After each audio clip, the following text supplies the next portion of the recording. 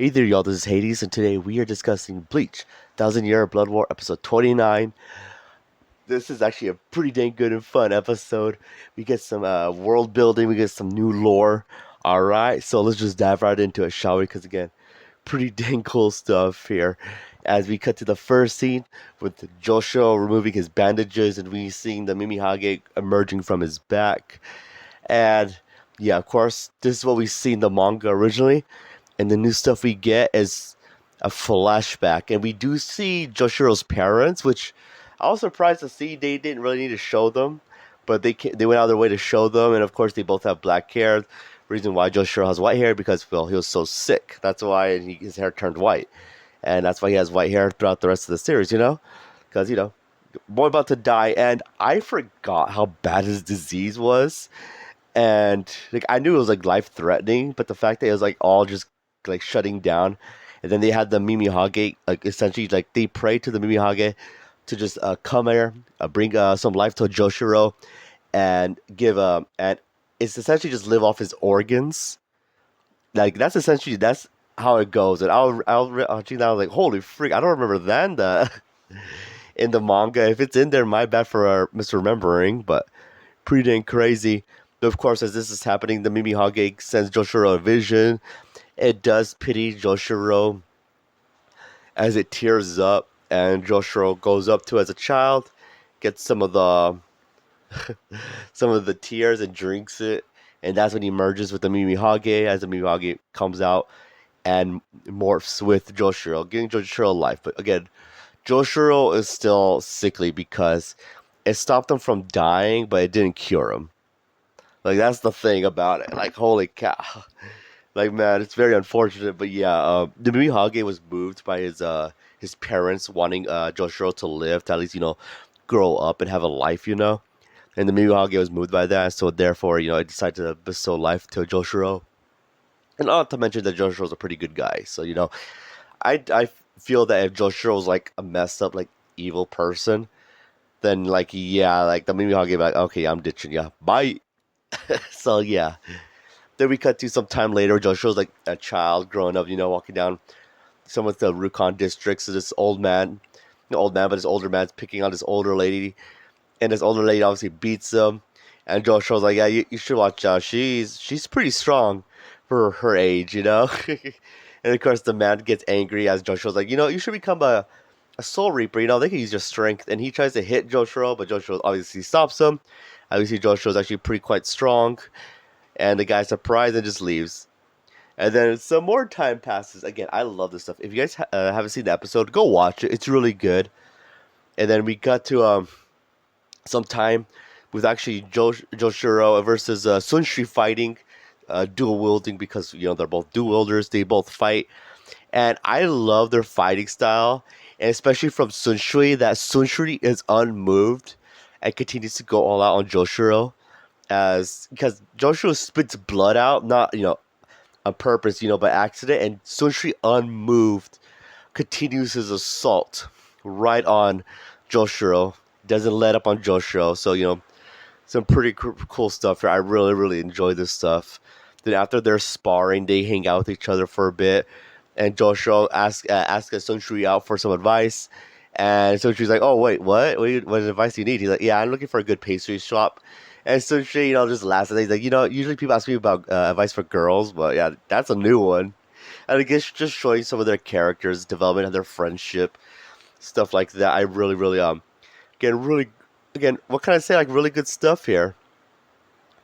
As Joshiro introduces his Sunshi to his siblings, and then we cut to them at the statue where Joshiro uh, shows them the statue of the Mimihage, and Sunshi knows a lot more than implied when he talks about the noble families. Now, as far as I'm aware, Sunshi isn't a part of a noble family, but I'm assuming he learned all of this most likely through a Yamamoto, just being with Yamamoto, as we know Yamamoto, raised Sunshi somewhat, and so that's pretty cool that he knows some about it. And he wasn't too sure about the legends, but seeing all this, he's like, okay, yeah, yeah, this is all true, essentially. And yeah, so he knows some about the legend, about the Mimihage, about the left hand and the right hand. The Sulky one governs evolution, one governs stillness, and that's essentially the rules of the Soul King when he was torn apart. So again, some stuff we know, but more stuff like that I guess for the characters to learn and everything, which is pretty good. And then we cut to Joshiro in front of Central 46, and he's saying, "No, I'm not taking a vice captain. After Kai and Shiba died, I'm not going to take another one." And Central 46 are like, "Wait, what's wrong with you? Like, why would you do that?" And Joshiro's like, "Well, I mean, I'm sick. I'm dying. So me doing all this work is just going to rush my death faster, right? So you guys should be okay with it." Holy freaking Joshiro, like that's dark, but I get what you're saying. Oh my. And of course, Sunshi hears this and he's not happy about it. He's not happy because this is his best friend. He gets where Joshiro's coming from, but again, yeah, he's not happy. Then we jumped straight to where after the Quincy's first invasion with Yamamoto's death in the current time arc or current time. And yeah, Sunshi's just he's not happy. He's become captain, of course, but he's gonna accept what's happening. And I do like we get a meeting between him, Joshiro, and Unohana with all three of them together. Because again, these three were the ones that knew Yamamoto the best. They were around with Yamamoto. So it's cool to see that them three together, just essentially just talking about what should be the next move and everything. As Sunshi is just coming to terms with everything that happened. He's a new captain. Yamamoto's dead. There's so much to do. So society's in ruins, and he does ask for some time to himself because of everything that happened. And then Joshiro and Unohana meet, and then Unohana's like, "All right, it's not She essentially knows I think what's gonna happen because she's gonna go off with Kenpachi to train him, and Joshiro's like he knows what he's gonna have to do. He's gonna have to go, get ready because as he does say here, as we cut back to modern time, that he releases the Mimikage and he says he always knew that this moment was going to happen. He always knew he was going to have to give up his life for the Mimikage to be free. So again, he knew this was going to happen and he's not saddened by it. He knows this is his duty. And again, very crazy as he accepts his fate and he sends the Mimikage up to Soul Palace, and in doing so, Joshiro's body is just collapsing in on itself. Again, very, very sad. And when that's happening, Sunshi feels all this. He feels all this happening, and he knows that his best friend's gonna die. He knows his best friend is doing this to let Soul Society continue to exist. And he's going down to Muken to talk with Aizen. And yes, Aizen makes an appearance here. And oh boy, and also I gotta say, we cut back to the Soul Palace with our heroes trying to do everything they can to help the Soul King. And Chad freaking throws a punch at Yuha. Now, let me preface this. This is more than Chad does in the entire rest of the arc in the manga. Chad doing this is freaking insane. All right, I'm just saying that right now because I was blown away. Like Chad actually going to attack Yuha Bach. Yeah, okay, that's more. Okay, so yeah, again, the anime, whoever, if there's any people out there that says the anime is not good whatsoever, like, nah, like, it doesn't improve the manga, oh no, it does.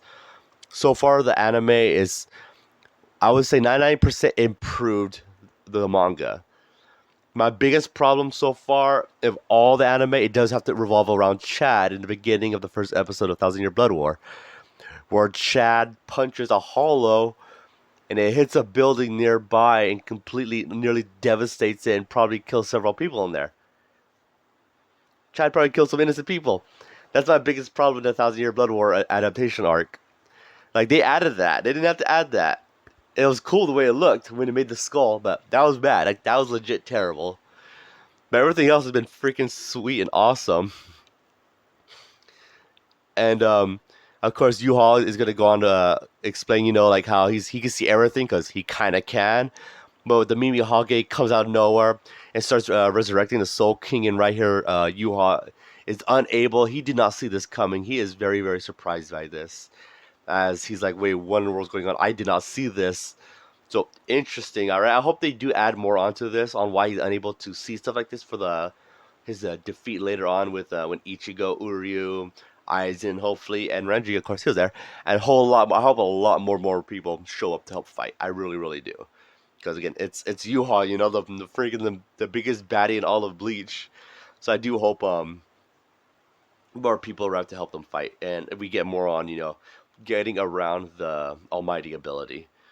And then we cut back to the bottom, but Soifon is essentially saying the truth. She's like, all right, how long do we have until Ukitake is dead? Because as soon as he dies, the world's gonna probably get destroyed again. And yes, it's cold-hearted, but she has to be. She's a character that's gonna be sufficient and try, to do what they can to save the world. Essentially, yeah, it's bad. Well, not bad, but it does seem heartless the way she's putting it, but you got to do what you got to do to survive, to stop Yuha from doing his thing. So they have to create the keys as fast as possible, or sorry, like keys the doorway. And of course, Kisuke said, "I honestly don't know how long we got. We just got to go hurry up and be as fast as possible." Then we cut to Muken with Sunshi. As Sunshi opens a key and unlocks the door, unlocks one of the locks, and it opens up Aizen's mouth as he's wanting to talk to Aizen, wanting to make a deal with Aizen. But of course, Aizen, being Aizen, just freaking walks straight up towards Sun Shui, able to walk around as he says, "What's wrong, Sun Shui? You still got 2 keys left, right? You should use them." And of course, Sun Shui uses them for Aizen's ankles and his left eye because he needs Aizen's help. And Aizen's like, "Well, why would you want? Why would I even help you?" And Sun Shui's like, "Well, I mean, we have a common enemy. If the world ends, we all die. And that means you'll die. So we need to do this." And Sun Shui's not excuse me, not Sun Shui. Aizen's like, "Well, that's actually surprising from you that you're willing to do this." And Sun Shui's like, "Well, I don't believe using evil to fight evil is essentially evil." I get what Sun Shui's saying here, and I mean, I don't agree, but I mean, what else can you do, right? Aizen's gonna help you out. Either he's gonna help you out, or he's gonna let the world die. I mean, that's literally the 2 options for Aizen, and we know he's not one that wants the world to be destroyed. We do know that he's not a maniac like that. He's a maniac, but not like that. So yeah, he's gonna help, but in his own way, even though he's gonna be tied to a chair most of the time. Oh my. So yeah, it does follow the manga for the most part, which is pretty. Again, so far the manga is pretty tight, and the stuff that they added for the lore with Joshiro and everything was really really good stuff there with the lore, and him living up again. It was You didn't have to add this, but the fact that they added it, just makes it just that much better and so great. Again, very very appreciated. I really like this episode. I'm gonna score an 8 out of 10. Really really enjoyed it. Fantastic. If you listened this far, well, I gotta say I appreciate it. Thank you guys so much, and yeah, I can't wait for them to add more lore because I've heard there's gonna be 4 cores, right? 4 cores, and this is a core 3, the beginning of core 3, and I can't see the rest of the Bleach arc lasting another core because they just go up to Soul Palace, fight the Royal Guards, fight Yuhal, and that's that, right? Unless we're gonna get a lot more lore added, which I'm totally up for, then I say go for it. But yeah, that concludes my review. If you listen this far, I appreciate it, and I hope you guys have a great day and take care. Later.